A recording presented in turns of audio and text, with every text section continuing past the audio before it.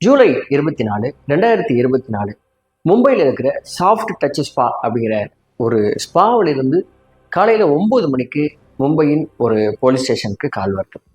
அந்த காலை அட்டன் பண்ண போலீஸ் அப்போ சில யார் பேசுகிறாங்க அப்படிங்கிற டீட்டெயிலை கேட்கும்பொழுது அந்த மறுமொழியிலிருந்து ஒரு பெண் கதறி அழுறாங்க, பயங்கர பயத்தில் இருக்கிறாங்க. அந்த பெண் சொல்கிறாங்க, இந்த சாஃப்ட் டச் ஸ்பாவில் பயங்கரமான கொலை நடந்திருக்கு, ஒருத்தர் இறந்து கிடக்கிறாரு, உடனே தயவு செஞ்சு வாங்க அப்படின்னு சொல்லிட்டு ஃபோன்லேயே கதறாங்க. அவங்கள காம் பண்ண போலீஸ் அந்த அட்ரஸை வாங்கிக்கிட்டு அங்கே போகிறாங்க. அங்கே போய் அந்த ஸ்பாவோட ரிசப்ஷனில் பார்த்தா இரத்த வெள்ளத்தில் ஒரு நபர் 52 வயது குரு வாக்கர் அப்படிங்கிற ஒரு நபர் அங்கே இறந்து கிடக்கிறார். அந்த நபரை பார்த்ததும் போலீஸ்க்கெல்லாம் பயங்கரமான அதிர்ச்சி. ஏன்னா போலீஸுக்கு நல்ல நெருக்கமான ரொம்ப காலம் பழங்கிய நண்பர் தான் இறந்து கிடக்கிறவர். அவர் யாருன்னா போலீஸுக்கு இன்ஃபார்மராக வேலை பார்த்தவர். கடந்த 10 வருஷமாக நிறைய கேஸுகளில் நிறைய இன்ஃபர்மேஷனை கலெக்ட் பண்ணி கொடுத்தவர் தான் இந்த குரு. இப்படி இறப்பில் போலீஸுக்கு பயங்கரமான பேர் அதிர்ச்சி. ஏன்னா ஒரு இன்ஃபார்மருக்கு நிறைய பிரச்சனைகள் இருக்கும், இன்ஃபார்மர் மேலே நிறைய பேர் சந்தேகப்படுவாங்க. அவர் இன்ஃபார்மர்னு தெரிஞ்சிருச்சுன்னா அவருக்கு ஆபத்து நிறையா இருக்கும் அப்படிங்கிறத போலீஸும் உணர்ந்ததுனால இந்த கொலையை அந்த மாதிரி யாராவது செஞ்சுருக்கலாம் அப்படிங்கிற கோணத்திலையும் போலீஸ் அதை அணுக ஆரம்பித்தாங்க. சரி, இந்த ஸ்பால இறந்து கிடந்த அந்த குருவை யார் கொண்டிருப்பா அப்படிங்கிற என்கொயரியை அவங்க ஸ்டார்ட் பண்ணாங்க. அப்படி ஸ்டார்ட் பண்ணும்போது அந்த ஸ்பாவின் ஓனர் சந்தோஷ் அப்படிங்கிறத அவங்க என்கொயரி பண்ண ஆரம்பிச்சிருவாங்க. அந்த சந்தோஷ் சொன்னார், இந்த குரு என்னுடைய ரொம்ப க்ளோஸ் ஃப்ரெண்டு, இன்னைக்கு குருவோட பர்த்டே, அதனால ஸ்பாவுக்கு வந்து இங்கே ஒர்க் பண்ணுற எல்லாருக்குமே ஸ்டாஃப்ஸுக்கெல்லாம் அவர் ட்ரீட் கொடுத்தாரு, கேக் வெட்டி கொண்டாடணும், எல்லாருக்குமே சரக்கு வாங்கி கொடுத்தாரு. நைட்டு 1:30 மணி வரையும் இங்கே தான் நாங்கள்லாம் செலிப்ரேட் பண்ணோம். அதுக்கப்புறம் இவருடைய நெருங்கிய நண்பர் அப்படிங்கிறதுனால அவர் தன்னுடைய காதலி 20 வயசு ஒரு பொண்ணோட தான் வந்திருந்தாரு. நாங்கள்லாம் வீட்டுக்கு கிளம்புனோம். இந்த நைட்டு நான் இங்கே ஸ்டே பண்ணிக்கிறேன், காலையில் கிளம்புறேன் அப்படின்னு சொன்ன உடனே சரி ஸ்டே பண்ணுங்கன்னு சொல்லிட்டு ஸ்பாவுடைய மேலே ஒரு ரூம் இருக்குது, அங்கே தங்க வச்சுட்டு நாங்கள்லாம் கிளம்பிட்டோம். காலையில் 9 மணிக்கு அவங்க லவ்வர் தான் பார்த்துட்டு எனக்கு ஃபோன் பண்ணாங்க, இறந்துட்டாருன்னு. எனக்கு மிகப்பெரிய ஷாக்கிங்காக இருக்குது. என்னுடைய ரொம்ப க்ளோஸ் ஃப்ரெண்டு, தயவு செஞ்சு இந்த கொலை யார் பண்ணுதுன்னு கண்டுபிடிச்சி அவங்களுக்கு நீங்கள் சரியான தண்டனை வாங்கி கொடுக்கணும்னு சொல்லிட்டு அந்த ஸ்பாவுடைய ஓனர் சந்தோஷம் அழுகிறார். அடுத்தபடியாக இந்த கொலையை இன்ஃபார்ம் பண்ணாங்கல்ல அந்த லேடி, அவங்க பேர் மேரி, அவங்கள கூப்பிட்டு என்ன நடந்துச்சு அப்படின்னு கேட்கும்பொழுது அவங்க வெர்ஷனுடைய தரப்பை சொல்கிறாங்க. அதாவது 23/2024 ஜூலை அன்னைக்கு மதியம் 12 மணிக்கு குரு ஃபோன் பண்ணுறாரு. மேரி அவங்க வீட்டில் இருக்காங்க. நாளைக்கு என்னுடைய பர்த்டே அப்படிங்கிறதுனால இன்னையிலேருந்து நாளைக்கு வரைக்கும் நம்ம ஃபுல் டே சந்தோஷமாக இருக்கணும், நீங்கள் என் கூட ஸ்பெண்ட் பண்ணணும் அப்படின்னு சொல்லிட்டு ஃபோனில் சொல்கிறாரு.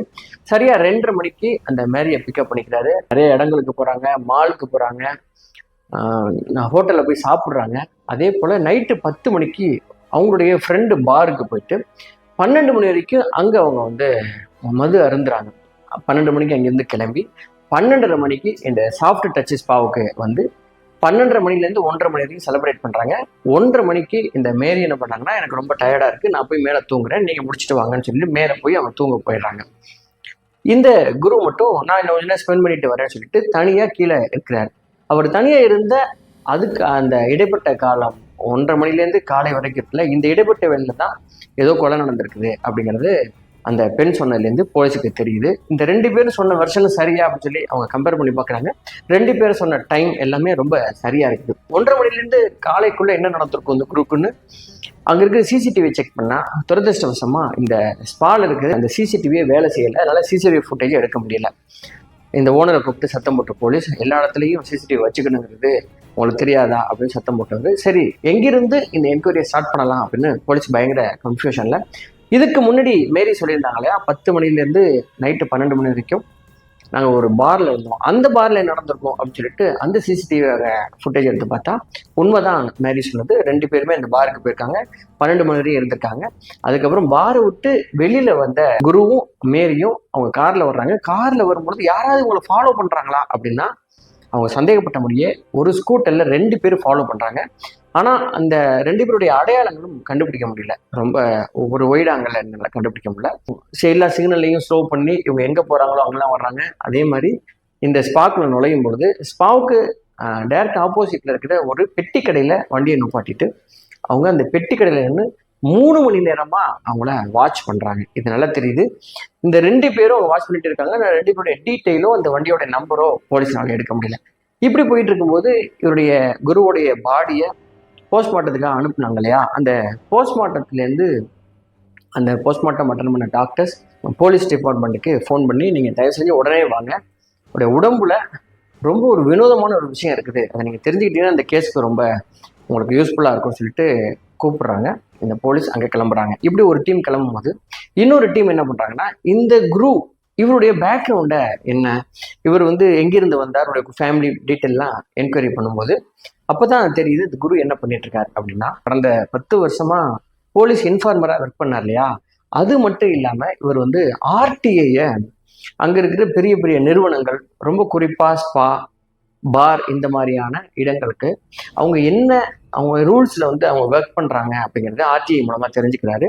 அந்த இன்ஃபர்மேஷன் எடுத்துக்கிட்டு போயிட்டு கோடிக்கணக்கில் பணம் கொட்டுற அந்த இடத்துக்கு போயிட்டு, நீங்கள் இந்த ஆக்டில் தான் நீங்கள் ஒர்க் பண்ணுறீங்க, ஆனால் இல்லீகலாக நீங்கள் என்னென்ன வேலை பார்க்குறீங்க, ஒரு ஸ்பாங்கிற பேரில் நீங்கள் ப்ராஸ்டியூஷன் பண்ணுறீங்க அப்படின்னு சொல்லிட்டு அவங்கள த்ரெட்டன் பண்ண ஆரம்பிக்கிறார். அதே மாதிரி பார்லையும் நீங்கள் கள்ள சரக்கு ஓட்டுறீங்க, நிறைய இந்த மாதிரி போதைப் பொருட்கள் விற்கிறீங்க, இதெல்லாம் அவர் டீட்டெயில் எடுத்துக்கிட்டு மும்பையில் இருக்கிற மிகப்பெரிய இடங்களில் த்ரெட்டன் பண்ண ஆரம்பிக்கிறார். அப்படி த்ரெட்டன் பண்ண ஆரம்பிக்கும்போது அதுலேருந்து நிறைய பணம் அவருக்கு கோடிக்கணக்கில் கொட்ட ஆரம்பிக்குது. இவருக்கு ஒரு குடும்பம் இருக்குது, ஒரு பையன் இருக்கான், அந்த பையன் ஸ்கூல் படிச்சுட்டு இருக்கான், இவருக்கு 52 வயசு. இந்த குரு எங்கே வெளில போனாலும் கிலோ கணக்கில் தங்க நகைகளை மேலே போட்டுக்கிட்டு தான் போவார். 20 வயசுல ஒரு லவ்வர் கூட இப்போ லேட்டஸ்டாக அவர் சுற்றிட்டு இருக்காரு. இது இப்படி ஒரு போலீஸ் இன்ஃபார்மராக இருக்கிறதுனால இவர் போய் யார்கிட்ட பணம் கேட்டாலும் நீங்கள் பண்ணுற தப்பெல்லாம் சொல்லிடுறேன்னு அவங்க மிரட்டின உடனே அவங்க பணம் கொடுத்துருவாங்க. செல்வ செழிப்பான ஒரு வாழ்க்கையை வாழ்ந்துட்டு இருக்காரு. இப்படிப்பட்ட ஒரு வேலை செய்யறதுனால இவருக்கு கொலை பண்ணுறதுக்கான மோட்டிவ், கொலை பண்ணுறதுக்கான எனிமீஸ் நிறையா இருப்பாங்க அப்படிங்கிற கோணத்திலேயே போலீஸ் போய் விசாரிக்க ஆரம்பித்தாங்க. இந்த விசாரிக்க ஆரம்பிக்கும் போது ஒரு டீம் போஸ்ட்மார்ட்டம் ரிப்போர்ட் வாங்குறதுக்காக போனாங்க இல்லையா, அங்கே போனதான் தெரியுது அந்த போஸ்ட்மார்ட்டத்தை பண்ண டாக்டர் ரொம்ப அதிர்ச்சியான ஒரு விஷயத்தை சொல்கிறாங்க. என்னென்னா, வழக்கமாக போஸ்ட்மார்ட்டம் பண்ணும்போது அந்த பாடி மேலே இருக்கிற எல்லா ட்ரெஸ்ஸையும் எடுத்துட்டு அவங்க போஸ்ட்மார்ட்டம் பண்ணுவாங்க. அப்படி ஆரம்பிக்கும் போது இவருடைய ட்ரெஸ்ஸை ரிமூவ் பண்ணால் இவருடைய வலது தொடைக்கு உள்பக்கமாக ஒரு டீட்டெயில் இருக்குது. அதாவது கஜினி படத்தில் சூர்யா தன்னுடைய உடம்பு ஃபுல்லாக எழுதி வச்சிருப்பார் இல்லையா, பச்சை குத்தி இருப்பார் இல்லையா, அதே மாதிரி இவர் என்ன பண்ணிருக்காருன்னா 22 பேரை நோட் பண்ணி வச்சிருக்காரு. 1 2 3ன்னு போட்டு 22 பேரை பச்சை குத்திருக்காரு. இந்த பேருக்கு மேலே ஒரு நோட், ஒரு குறிப்பையும் அவர் கொடுத்துருக்காரு. என்னன்னா, எனக்கு ஏதாவது ஒரு அன்நேச்சுரலாக டெத்து ஏற்படுமானால் அதுக்கு காரணம் இந்த 22 பேரில் யாராவது ஒருத்தராக தான் இருக்கலாம். நான் இறந்து போயிட்டேன்னா இந்த 22 பேரை நீங்கள் விசாரிச்சிங்கன்னா அவங்களை கண்டுபிடிக்கலாம்னு சொல்லிட்டு அவர் ஒரு நோட் எழுதி வச்சிருக்காரு. இதை பார்த்துன்னா அந்த டீட்டெயில் எல்லாத்தையுமே அவங்க நோட் பண்ணிக்கிறாங்க. இந்த 22 பேரையும் நோட் பண்ணிக்கிறாங்க. இப்போது போலீஸுக்கு அடுத்த ஒரு வலுவான ஆதாரம் என்னென்னா, நைட்டு பார்லேருந்து இந்த ஸ்பாவுக்கு வந்த குரு மேரியை ஃபாலோ பண்ணிட்டு ஸ்கூட்டரில் 2 பேர் வந்திருக்காங்க. அந்த 2 பேரையும் எப்படி கண்டுபிடிக்கலாம்னு சொல்லிட்டு இந்த பெட்டி கடையில் போய் விசாரிச்சா, இந்த என்கொயரி ஸ்டார்ட் ஆகி 2-3 நாள் ஆச்சு. அந்த பெட்டி கடையில் இருக்கிறவங்க ஒரு நாளைக்கு ஆயிரக்கணக்கான பேர் இங்கே வந்துட்டு போவாங்க, எனக்கு எப்படி அது தெரியும், எனக்கு தெரியாதுன்னு சொல்லி ஆரம்பத்தில் இந்த ஓனர் மறுக்கிறாரு. அதுக்கப்புறம் இந்த சிசிடிவி ஃபுட்டேஜை கொண்டு போய் காட்டும் பொழுது ஓரளவு ஒரு ஐடென்டிஃபை பண்ணிட்டு, ஆமாம் ஒரு 2 பேர் வந்தாங்க, ஒரு 2-3 மணி நேரம் இங்கே நின்னாங்க, 2-3 டைம்ஸ் அவங்க தம் வாங்கி பற்ற வச்சாங்க அப்படின்ற மாதிரி சொல்கிறாரு. இன்னும் ஏதாவது க்ளூஸ் ஏதாவது கொடுக்க முடியுமான்னு போலீஸ் கேட்கும் பொழுது அவருக்கு திடீர்னு ஞாபகம் வருது. கரெக்ட், இவங்க எனக்கு பணம் கொடுத்தாங்க, சில்லறைன்னு சொன்னோன்னே பேடிஎம் மூலமாக எனக்கு பே பண்ணாங்க அப்படின்னு. உடனே பேடிஎம் மூலமாக பே பண்ணும்பொழுது அவங்களோட பேங்க் அக்கௌண்ட் லிங்க் ஆகும். அந்த அக்கௌண்ட் மூலமாக யார் அதை கொடுத்துருக்காங்கிறத போலீஸ் கண்டுபிடிச்சாங்க. அப்படி யார் கொடுத்தாங்க அப்படின்னா, ஃபெரோஸ் அன்சாரி அப்படிங்கிற ஒரு நபர் தான் கொடுத்துருக்கிறாரு. இன்னொருத்த கூட வந்தவர் யாருன்னு தெரியல. உடனே இந்த ஃபெரோஸ் அன்சாரி யார் அப்படிங்கிற அவருடைய நம்பர் மூலமாக டீட்டெயிலாக எடுத்து, இந்த ஃபெரோஸ் அன்சாரி கடந்த காலத்தில் யார் கூடலாம் ரொம்ப நேரம் பேசியிருக்காரு, அது மட்டும் இல்லாமல் குறிப்பிட்ட அந்த நாள் 23 நைட்டில் யார் கூட அதிக நேரம் பேசியிருக்காருங்கிற டீட்டெயில் எடுத்தால் ஒரு நம்பருக்கு அளவுக்கு அதிகமான நேரத்தில் தொடர்ச்சியாக விட்டு விட்டு பேசிகிட்டே இருந்திருக்காருங்கிறது இப்போ போலீஸ்னால கண்டுபிடிக்க முடியுது. இப்போது போலீஸ் என்ன பண்ணுறாங்கன்னா, இந்த ஃபெரோஸ் அன்சாரி யார் அப்படின்னு ட்ரேஸ் பண்ணுறாங்க. அப்போ பார்த்தா அவரும் ஒரு ஸ்பா வச்சிருந்த ஒரு ஓனர். கடந்த 4 மாதத்துக்கு முன்னாடி அவருக்கு ஸ்பாவில் ஒரு பிரச்சனையாகி அவர் ஜெயிலுக்கு போயிடுறாரு, அந்த தொழிலை மூடிடுறாரு. அதுக்கும் இந்த குருவுக்கும் ஏதாவது சம்மந்தம் இருக்குமா அப்படிங்கிற கோணத்திலையும் போலீஸ் இப்போ விசாரிக்க ஆரம்பிக்குது.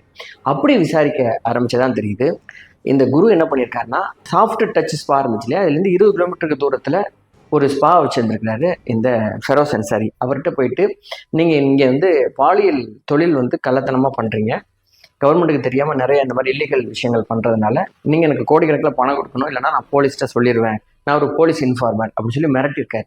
வழக்கமாக எல்லா ஸ்பாவிலையும் பயந்து கொடுத்துருவாங்களாம். ஆனால் இந்த ஃபெரோஸ் மட்டும் உன்னால் என்ன முடியுதோ செஞ்சுக்க, நான் பணம் கொடுக்க மாட்டேன்னு சொல்லி அவர் வந்து எதிர்த்திருக்காரு. உடனே இவர் போய் சொன்ன மாதிரியே போலீஸ் ஸ்டேஷன் சொன்ன உடனே போலீஸ் உங்க மேலே கம்ப்ளைண்ட் ரைஸ் பண்ணுறாங்க. அந்த ஸ்பாவை மூடுறாங்க. இவர் 4-5 மாதம் ஜெயிலுக்கு போயிடுறாரு. இப்போ ஜெயிலுக்கு போயிட்டு வந்தவர் இந்த குரு மேலே பயங்கரமான கோபத்தில் இருந்திருக்கிறார்.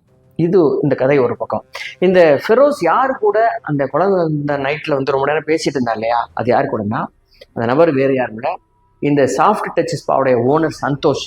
அந்த சந்தோஷ் கூட தான் பேசிட்டு இருக்காரு. இந்த சந்தோஷை கூப்பிட்டு இப்போ போலீஸ் அவங்க கஸ்டடியில் எடுத்து விசாரிக்கும் போது தான் சந்தோஷ் சொல்றாரு, கடந்த 2 வருஷமா பல லட்சம் ரூபாய் வந்து என்கிட்ட மிரட்டி வாங்கியிருக்காரு. உண்மைதான், இந்த ஸ்பாவில் வந்து நான் ப்ராஸ்டியூஷன் பண்ணுறேன், அதை கண்டுபிடிச்சவர் நிறைய பணம் வாங்கிட்டு இருக்காரு, இன்னும் வந்து மிரட்டி வாங்கிட்டு இருந்தார்.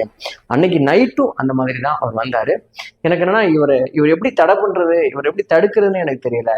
அப்படி நான் யோசிச்சுட்டு இருக்கும்போது தான் இதே மாதிரி ஃபெரோஸ் அப்படிங்கிறவர் பாதிக்கப்பட்டிருந்தோடனே நான் ஃபெரோஸை போய் மீட் பண்ணேன்.